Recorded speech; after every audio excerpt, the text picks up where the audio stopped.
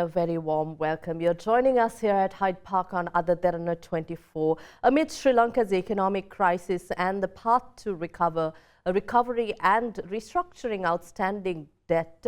Sri Lanka is negotiating with the IMF, Paris Club, bilateral creditors, India and China, whose assurances came very recently to restructure debt and to obtain financial assurances. Amidst all this, we at Hyde Park thought of speaking to Russia about how Russia can help Sri Lanka, how Russia can work with Sri Lanka going forward to establish a stronger economic relationship, trade ties, and also the ongoing war in the Russia-Ukraine war, and also the challenges that the region is faced with. I've invited to our studios the Ambassador of Russia to Sri Lanka, His Excellency Levan Dzhagaryan.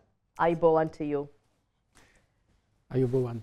A very warm welcome. I think you took office in September 2002, a relatively new ambassador to Sri Lanka. Yes. But you've come at a time when the situation in Sri Lanka is not usual, it's not normal, several challenges. So tell us your observations so far. You've read a lot about Sri Lanka before you came here, but now tell us what you're dealing with here. First of all, thanks for invitation. It's my first visiting TV station here. Thank you very much. Of course, I'm a newcomer. I have arrived here on October 31, almost 3 months here. I have never been here. I'm in this region, only private visits to India and Pakistan, private ones. And I spent all my diplomatic career in Persian-speaking countries like Iran, 16 years, Afghanistan, during war. And I started my career at the Soviet embassy in Kabul, and also in Tajikistan, former Soviet Republic. And in Sri Lanka, it was very interesting for me because new challenges, very, let's say, interesting history. Of course, also bilateral relations. I read a lot about your country, about your island of paradise. Of course, I have to learn much more. And I just continue to learn. And with the help of my friends here, I have a lot of friends here. And hopefully I will try to be successful. We look forward to your tenure here to see how Russia will work with Sri Lanka. But at the same time, you were ambassador to Iran for 11 years. This is from 2011 to 2022, again, challenging period. Yes. And here you are in Sri Lanka at a time when an unprecedented economic crisis is pushing the country into much more challenges. How do you view your transition period here? You know, of course, you're correctly right. A very challenging period for your country. And we are deeply concerned because Sri Lanka is our friend. We have established diplomatic relations with Sri Lanka, I mean the former Soviet Union, in 1957. And last year, there was also 65 years. And of course, we know that you have a lot of challenges. You are now negotiating with some creditors, as you mentioned, bilateral, multilateral, with China, with India. And we do believe, we hope that you will come to a, let's say, successful end and you will be able to settle down of your problems. Both China and India are our friends. And very good view, I think, very good view just towards Sri Lanka.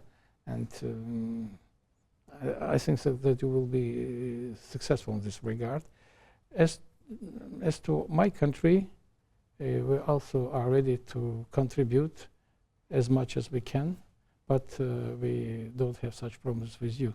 I mean, the structuring, and we don't participate in this kind of negotiations. But we have some other ideas, some other proposals, and I have already raised it in my contacts with high-ranking officials in this country.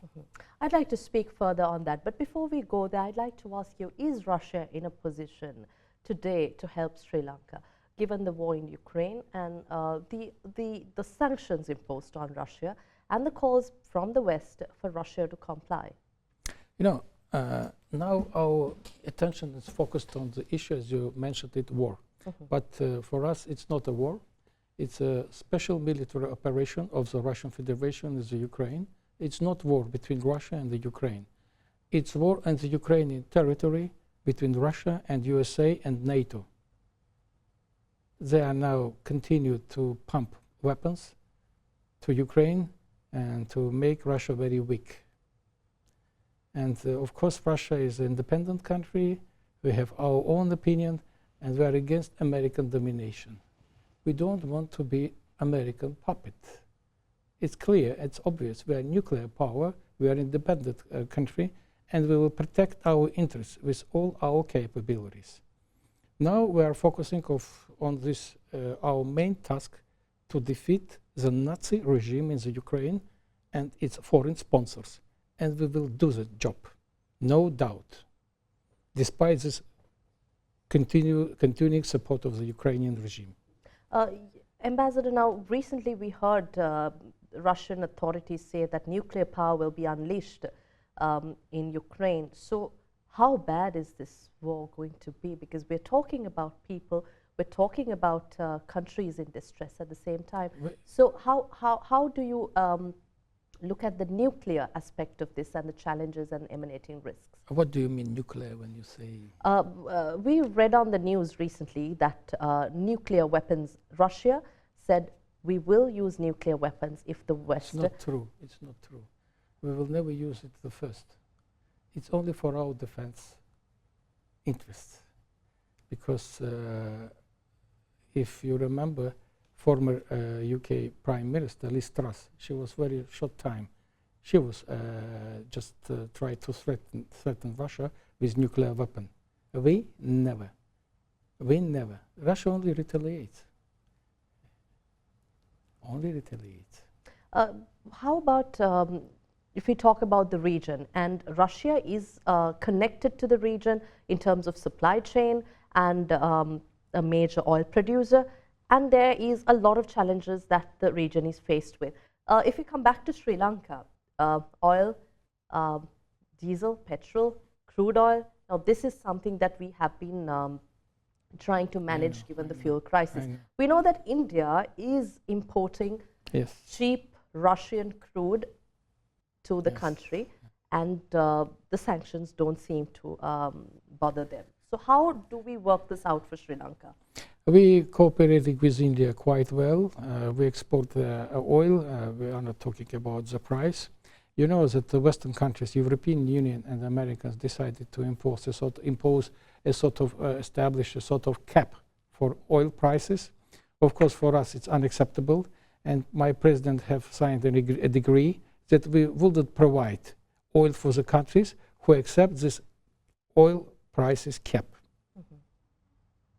And as to $60, if I'm yes, not per mistaken. barrel, $60 per barrel. And of course, it depends on the oil market, but no limits, no limits. And as to India, we have very good cooperation with India so far, and we are ready to continue it. As to Sri Lanka, of course, before there were some supplies of coal and oil, but it depends on private companies, not state-owned companies. If they're interested, they can do the job. But we had another idea, another proposal. If you allow me, I will continue. I will say in public. We have proposed to build here a small nuclear power plant with a capacity of 110 megawatts, at least 2 blocks, 55 plus 55. We can produce much more, 2, 4, 6, it depends on some technical issues.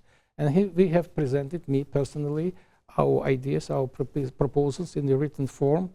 And if Sri Lankan side of government, if they agree with our proposals, it will pave the way for the visit of our high-ranking delegation from Rosatom, as they can start negotiations here. Now we are waiting for response of our Lankan friends. A few days ago, I read in one of your newspapers, it was an article against this Russian proposal. It was signed by some Lankans who live in UK. You understand? But I would like to say in public that India, your close friend and your neighboring country, For years and years, they have very good and very useful cooperation with Russian Federation. We just completed 2 blocks, if I'm not mistaken, in Tamil Nadu state. The nuclear plant. Yes, Kudankalam, and we continue to cooperate with our Indian friends, and also we continue to cooperate in this regard with another neighboring and friendly countries. I mean Bangladesh, Rooppur. There are a lot of Russian specialists working both in Kudankalam and in Rooppur. And I told my friends, you can go there and to ask Bangladeshi colleagues, Indian colleagues, about the details of the cooperation with the Russian Federation.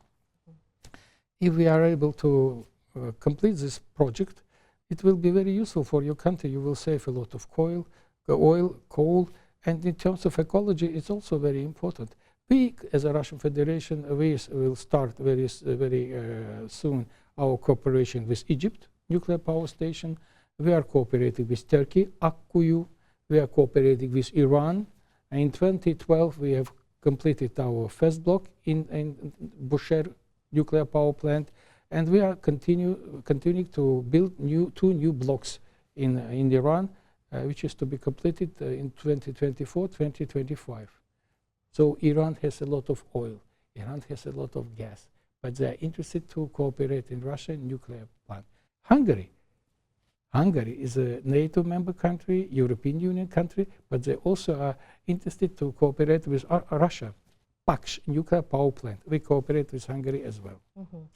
What I'd like to understand here is, Ambassador, when you say Russia is cooperating with India, Bangladesh, to other countries like Hungary, Iran, Turkey, Iran, and all these countries, what does it mean to cooperate in setting up nuclear plants? What is Russia's role here? Is it technological know-how and transfer? Transfer, technology, and specialists who work on the site and give their know-how, knowledge to their foreign partners. Some of them go to Russia, learn in Russia, and learn this just profession, and they also learn Russian language, because when I was in Iran, a lot of Iranian engineers, they speak fluent Russian, and they are good specialists, and also very important in terms of advanced technology here.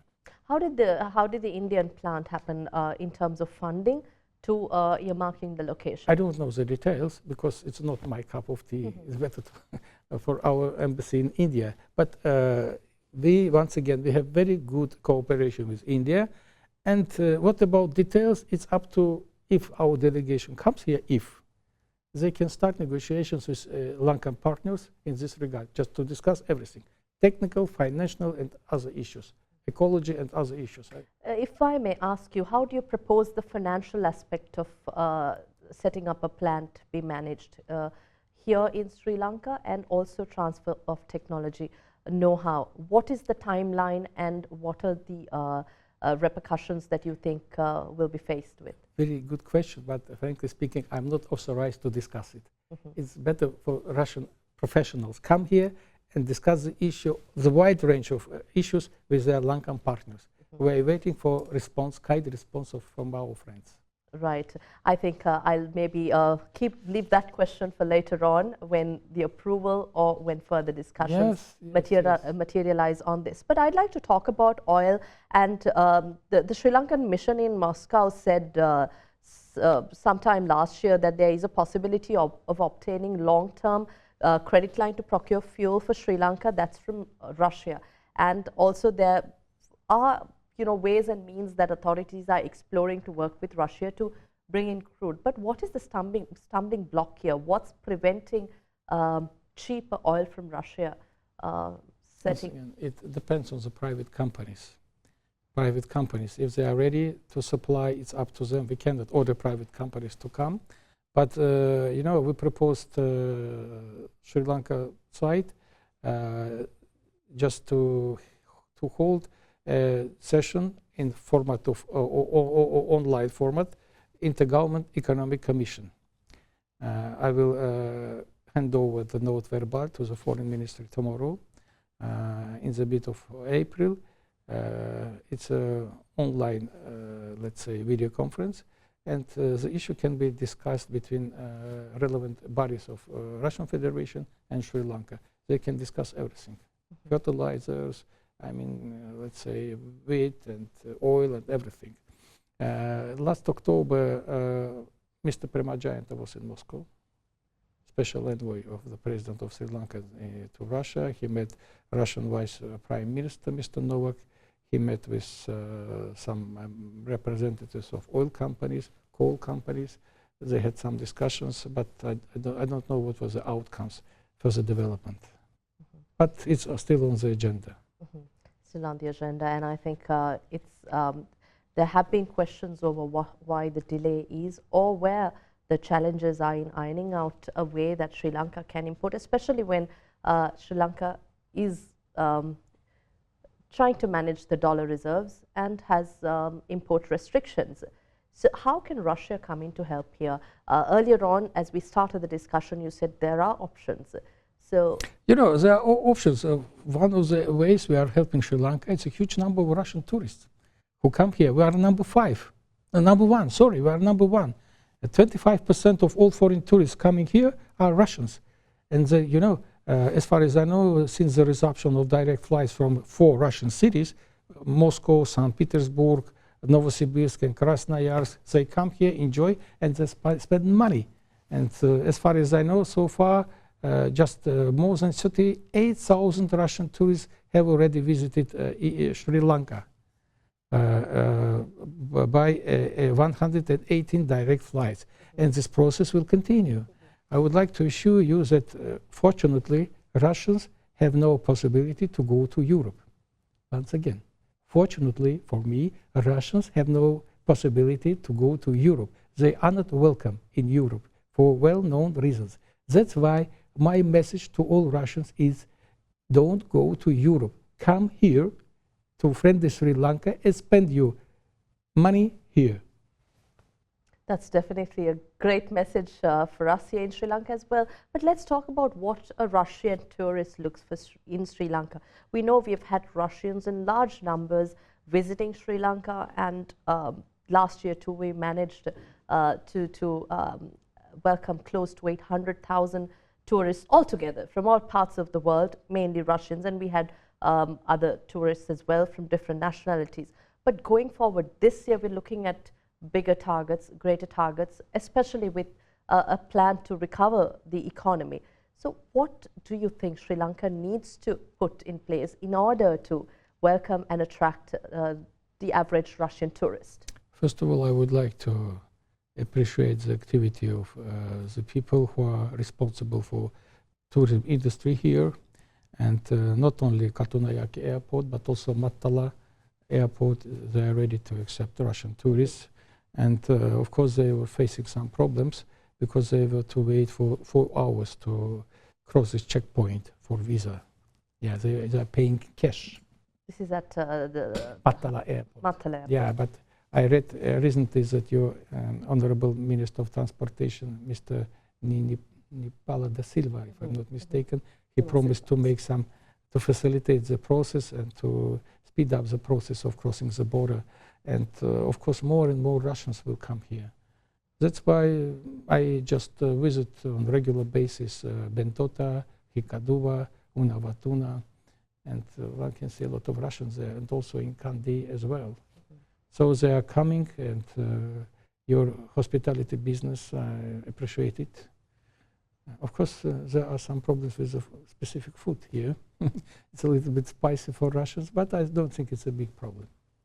So maybe the hospitality industry will work to cater to the Russian demands and... Not demands, it's requests. Yes, of course, Not the demands. demands of the tourism industry itself, the Russian visitors. Of course, we've had friends visiting Sri Lanka for so long, and I think the Russians have also accustomed themselves to the Sri Lankan. So the beaches to the cultural sites are an attraction. Not only Kandy. Norelia. Yes, some other sites which are also very attractable. Also, I would like to add you that we now are witnessing the process of visits of the representatives of different Russian regions to Sri Lanka. Recently, there was a big delegation from Sverdlovsk region. It's in the Urals, very heart of Russia, between Asia and Europe. Vice governor was the head of delegation, and they met some high-ranking officials here, discussing some problems. And you have honorable consul in Russia. You have many places, in many Russian cities, honorable consuls. And I urged the Russian honorable consul in Yekaterinburg city, the let's say center of this Ural region. He is the owner of some trading malls, to open some shops to sell only Sri Lankan goods. For example, tea, first of all tea, and spices, of course. And he promised to do this job, and I will put it under my personal control. That's great to hear from you, Ambassador. At the same time, you mentioned tea, and Ceylon tea has a massive market there in Russia. A few years back, there were some, controversies surrounding exports, but most were ironed out. Never heard. Never heard. I know that some brands of Sri Lankan tea, that's I can say that will come to Sri Lankan tea, will come to Russian market. So how do we work to expand trade relations here, especially when there is Russia and supply chain constraints there at the same time? So how do we make a link between Sri Lanka and Russia? There is a large market there in Russia. How can Sri Lankan businesses, corporates work to expand businesses there? I know many Sri Lankan businessmen who work with Russia for a long time, and they now know how to do their business. Now a large number of Sri Lankan businessmen are going to visit Russia very soon. Just a few days ago, they have got Russian visa, and they will be traveling to participate in some exhibitions in the Russian Federation. So now Sri Lanka is among our friendly countries. You know that we don't have any contacts with unfriendly countries. No contacts, just almost. I'm sorry, you said we have no? No contact with unfriendly countries. Oh, okay. Almost. You understand which countries do I mean? Unfriendly countries for us. European Union, USA, Australia, Canada, New Zealand. That's why our focus is on friendly countries. Among them, Sri Lanka, of course. I think on that note, it's time we take a short break here at Hyde Park. To stay with us, we'll return with more to discuss. We are in conversation with the Ambassador of Russia in Sri Lanka, His Excellency Levan Dzhagaryan, joining us now.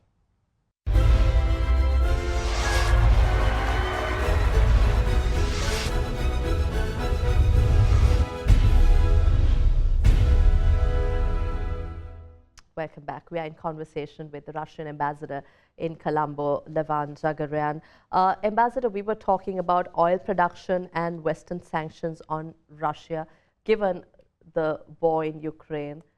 Again, given the situation there and Western sanctions, the ban on the sale of technology related to production of oil, how do you think Russia will circumnavigate this situation? I ask you this because we're talking about cooperation with Sri Lanka. So Sri Lanka is a country amidst all these, the power play to other superpowers that's trying to survive this current crisis. So how is Russia going to survive given these sanctions? You know, first of all, I would like to express my appreciations for the balanced foreign policy of Sri Lanka.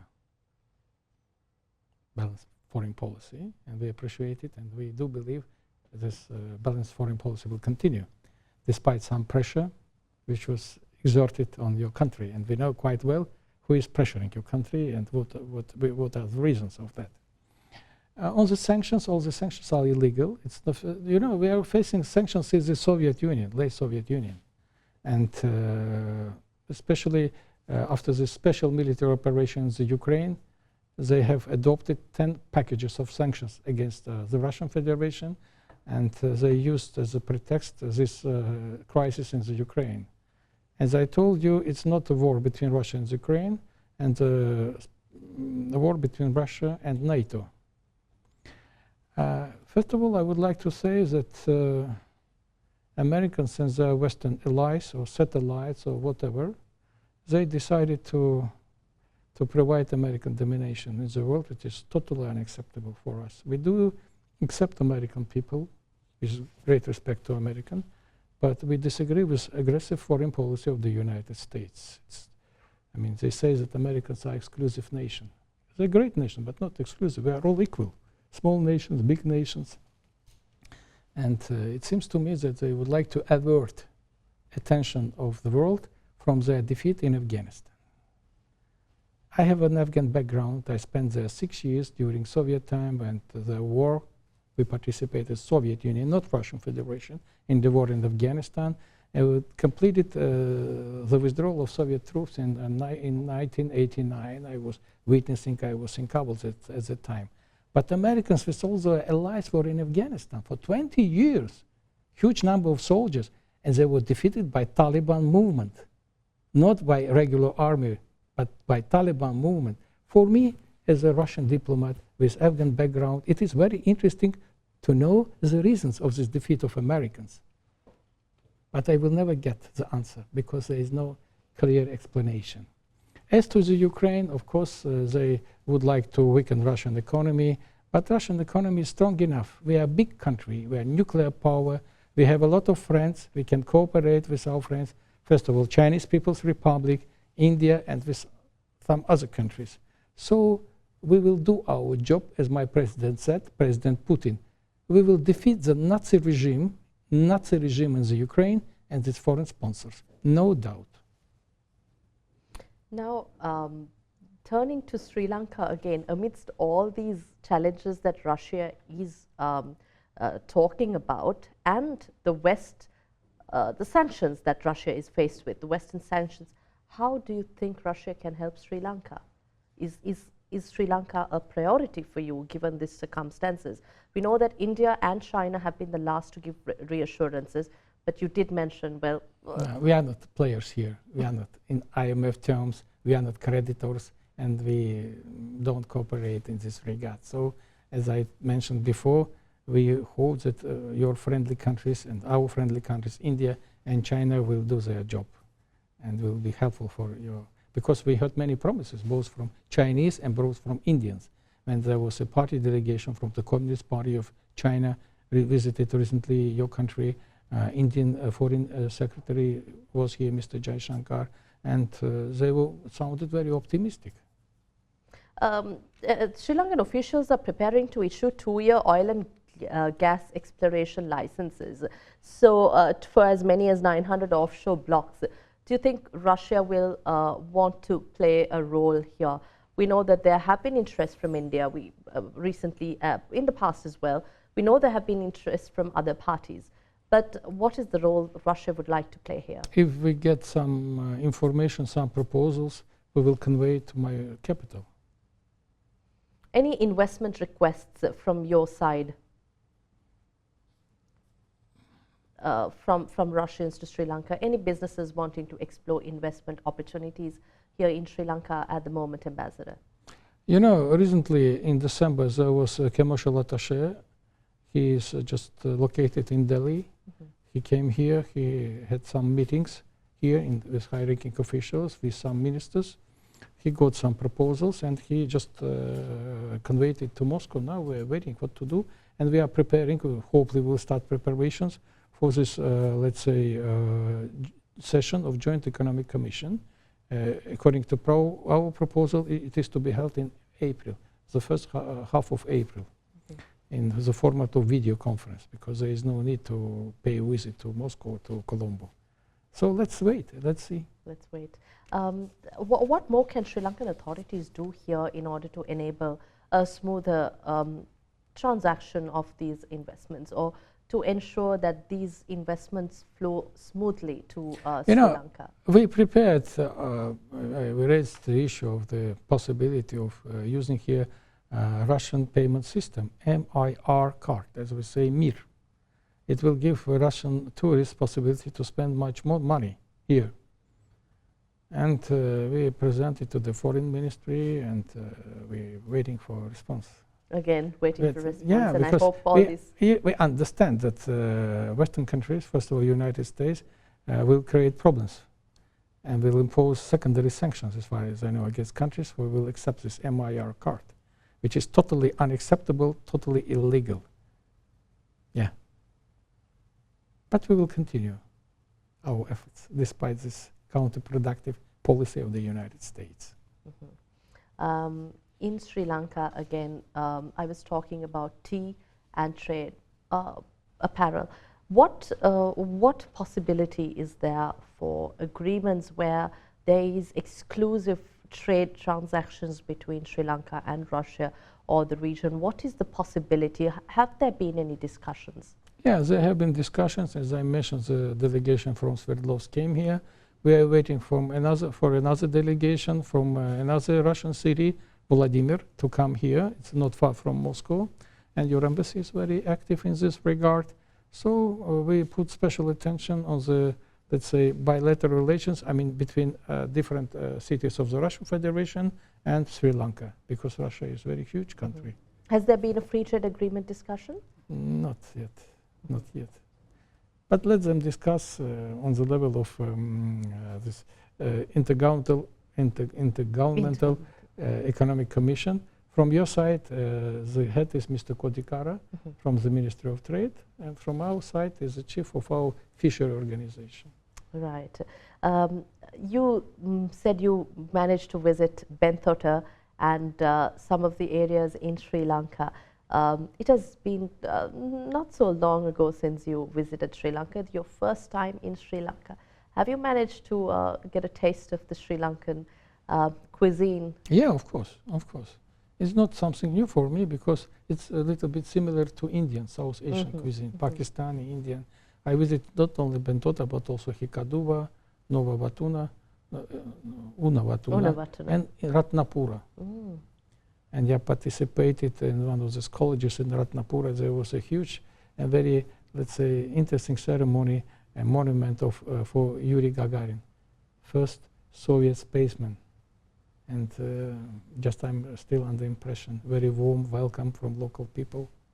And we highly appreciate this, I mean, attitude, because Yuri Gagarin visited Sri Lanka. It was Ceylon at that time. And there are some people who remember, who were kids at the time, and remember when Gagarin came to Ratnapura. Yes. That would have definitely been a wonderful yes, time. Yes. Moving forward, Ambassador, I'd like to go back to our discussion earlier on, where you did mention about the possibility of a nuclear plant to be set up in Sri Lanka. If that's the case, Sri Lanka obviously will face concerns will be raised by Sri Lanka's closest neighbor, India, and other nations as well. So will Russia want to be amidst all these concerns? Why India should raise its concerns? Because they cooperate themselves with us, as I mentioned, Kudankalam. They cooperate for a long period. But India has always been concerned about their security, regional security. Even recently with a ship, a vessel from China, India was quite concerned about its presence in Sri Lankan waters. You know, it's the issue between China and India for well-known reasons. But once again, both are friendly countries for us. As to Russia, we are ready to cooperate with Sri Lanka, and Sri Lankan government, if they have some other options and ideas, we can discuss it. But I don't see any reason for any concerns, because once again, we have good cooperation with India, Kudankalam, and with Bangladesh, Rooppur. What are the concerns? When you said about some other countries, I understand which countries are concerned. When I mentioned this letter, which was signed by some Sri Lankan professionals residing in UK, we understand the roots of this letter, but no ground for concerns, I think, because we have many nuclear power plants in the Russian Federation, and also we have floating nuclear power station, floating in Far East, in, let's say, northern part of the Russian Federation, where it is difficult to provide with the regions which difficult to provide with oil and gas. They have very good and rich experience. Please rely on us. Oil producing oil. I keep talking about oil because this is the need of the hour for Sri Lanka. What progress do you think can be made, especially with the Ministry of Power and Energy and Sri Lankan authorities here in terms of enabling? We've been talking about Iranian light crude where our Sapakaskan, the oil refinery, Sri Lanka's only refinery, by default can refine. But is there provisions here in Sri Lanka for Russian crude to be processed? I heard that before there were some deals of importing Russian oil, but I don't know what was, or it was light or not, because we have brand which is named Urals. But once again, it's an issue of discussions between private businessmen. So can't there be a discussion between government to government, between the Russian government and the Sri Lankan government to enable this?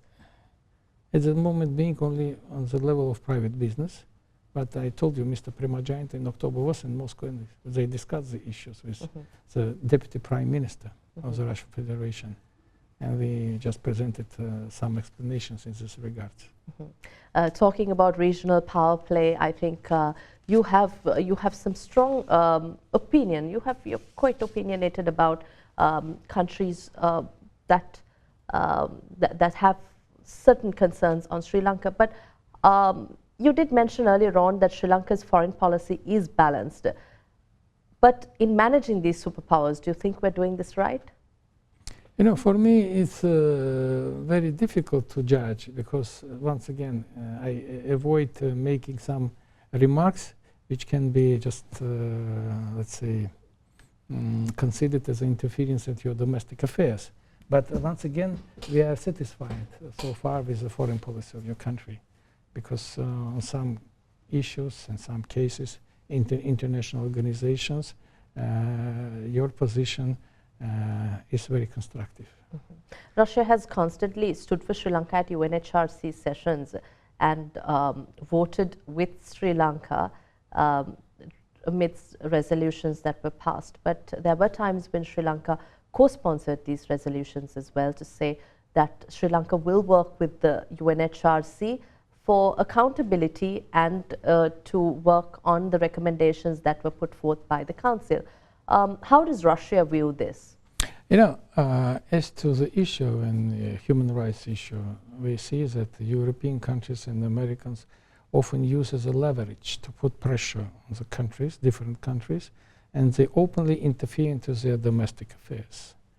Here in Sri Lanka, when I see that delegations are coming, different delegations, and they try to lecture Sri Lankan government what to do or what to do, I mean, full amendment of full implementation of amendment number 13, and I don't know what to do on other issues of minorities or whatever. We never comment on that because it is completely your domestic issue. Nobody has a right to interfere in your domestic affairs because you are wise enough, I mean president, government, opposition, parliamentarian, political parties, to settle down your domestic problems yourself. And now message is, don't use the human rights issue as a leverage to put pressure. We respect the issue, and as to the human rights issue, we do believe that for the Western countries it's a sort of double standard policy. It's better to focus on the domestic issues. Violations of human rights in the United States, Black Lives Matter, this campaign you remember, and European countries. Where will Russia start worrying about? Maybe let's talk about Sri Lanka. What will Russia be worried about? About? In Sri Lanka. We were worried last year when this protests began, violations, violent, riots and so on. So we just hope that the measures which will be adopted with by your government, by your parliament, will lead on restoration of stability in your country. That's why we're interested in stable and prosperity, stability and prosperity in Sri Lanka. And as the Russian Federation, we will try to be as much as possible to be helpful, despite the fact that I would like to underline, now we're focusing once again on the issue to defeat the Nazi regime in the Kiev, the fascist regime in the Kiev, which is sponsored, unfortunately, by NATO and USA. They are supporting fascist regime in the Ukraine. So on that note, I think I keep pushing to ask you, amidst Russia's current priorities, what Russia can do to help Sri Lanka come out of this situation. But Ambassador, I think we had a full-length discussion. Again, I'm sure you're looking forward to travel around Sri Lanka. But I'm curious to know your name, Levan Dzhagaryan. Dzhagaryan. Yes, yes. Is that Russian origin? No, no. I was born in Georgia, in Tbilisi, so Soviet Union. Right. But I'm ethnic Armenian. Oh, okay. And the former Soviet Union, and I just I went to Moscow, and I just was studying in the Moscow State University for International Relations. And after the dissolution of the former Soviet Union, I decided to stay in Russia. And now in the Foreign Ministry of Russia, we have representatives of many nations. We are from Georgians, Azeris, Armenians, Ukrainians, Belarusians, and from Central Asia. And that's why just a lot of Armenians work in the Russian Foreign Ministry. Not only we have Armenian ambassadors, we have Georgian ambassadors. Ethnically, they are not Russians, but they are working for the Russian Foreign Ministry and other state bodies. And it's a big honor for me to be a special envoy of President Putin to Sri Lanka. Big honor for me. And you speak a number of languages as well? Yes, yes. I'm just, of course, I speak Persian language. It's my first foreign language. I speak Georgian because I learned Georgian at school. I speak Armenian, it's my mother tongue. And maybe Sinhala and Tamil could be added to your... It's impossible. It's very complicated language, very difficult. But I heard you say a few words earlier. Yes, yes. Stuti. But I have to say stuti to you for your time here, Ambassador. I really hope you'll have a wonderful time here in Sri Lanka, get to visit Sri Lanka, and that you will be able to bring more and more Russians to Sri Lanka so they can explore the beautiful country and also our warm hospitality. Thank you very much. I will try my best. Once again, my message I will from time to time repeat: come to Sri Lanka, to friendly Sri Lanka, when you will face smiles and warm welcome. That's very nice to say. Thank you very much, Ambassador, for your time here. We had with us the Russian ambassador in Colombo, His Excellency Levan Dzhagaryan, who was joining us to talk about Russia-Sri Lanka relations, how Russia can work to help Sri Lanka come out of this economic crisis, and areas where Sri Lanka can collaborate with Russia going forward. We'll see you again next week at the same time with yet another discussion.